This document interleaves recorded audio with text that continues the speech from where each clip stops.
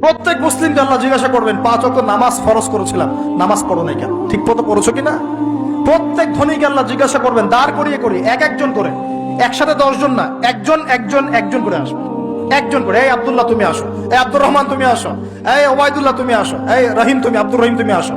এক একজন করে আল্লাহ ডাকবেন, বলো তোমাকে ধন দিয়েছিলাম, কি করেছো? বলো তোমাকে ইলম দিয়েছিলাম, হক আদায় করেছো কিনা? বলো তোমাকে ক্ষমতা দিয়েছিলাম, কি করেছো?